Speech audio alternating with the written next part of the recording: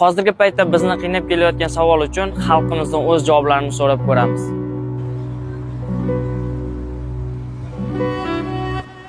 Assalomu alaykum.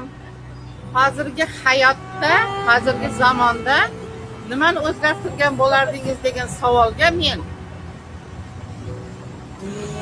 havoni o'zgartirgan bo'lar edim. Birinchi o'rinda Olmaliq shahar havosini o'zgartirgan bo'lar edim. Ikkinchi o'rinda birovga birov tuhmat qiladi, o'shanaqa apparat ishlab chiqargan bo'lar edim. Tuhmatni aniqlab beradigan. Hamma narsa ishlab chiqaryapti Xitoylar. Lekin tuhmatni ishlab tuhmat emasmi, shuni aniqlab beradigan apparat ishlab chiqargan bo'lar edi. Bo'ladi. Agar butun dunyoda nimadir o'zgartirish imkoniyati bo'lganda, birinchi navbatda pulni o'rniga boshqa narsa, ya'ni boshqacha valyuta qilgan bo'lardim. Ya'ni misol uchun odamlar yaxshilik bilan bir-biriga javob qaytarishi, misol yomonlikka ham yaxshilik bilan javob qaytarishi, birov nima olsa ham yaxshilik qilib qaytarishi yoki yaxshi narsa bilan, ya'ni pul emas, qanaqadir bir narsa emas, odamni o'zida qalbida bor narsa bilan, ya'ni biror yaxshilik bilan javob qaytarishni o'zgartirgan bo'ladi. Mana shu valyutani yaxshilikka o'zgartirgan bo'ladi. Har qanaqa narsa, misol nimadir olmoqchi bo'lsa ham yaxshilik evaziga, qalbida nima deydi, yaxshilik bilan qaytarish, ya'ni biror narsani evaziga biror yaxshiroq narsa bilan qaytarishga, har qanaqa narsani yaxshilik bilan qaytarish imkonini qilgan bo'ladi.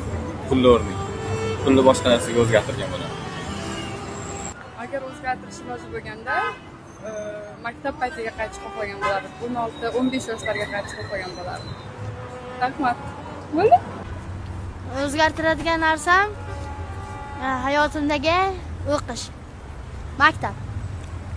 Har doim o'nbahoga o'qish. Mayli, charchadim. Imkon bo'lganda vaqtni bekorga sarflagan kunlarimni o'zgartirgan bo'lardim. Ko'proq o'qardim va ko'proq izlanardim. O'zgartirish imkoni bo'lgandami, hozirgi qilgan barcha xatolarni o'zgartirardim. Birinchi o'rinda onamni ko'p xafa qilganman. Onamdan uzr so'rardim. Mehribonim ona, beazorim ona. Hozirgi kunda o'zgartirish imkoni bo'lganda havoni o'zgartirgan bo'lardim. Chunki sun'iy ravishda juda ham havo ifloslanib ketyapti. Gaz juda ham ko'p. Nafas olishga hamma Olmaliq aholisi qiynalaryapti. Qolgan hammasi joyida, Allohga shukr.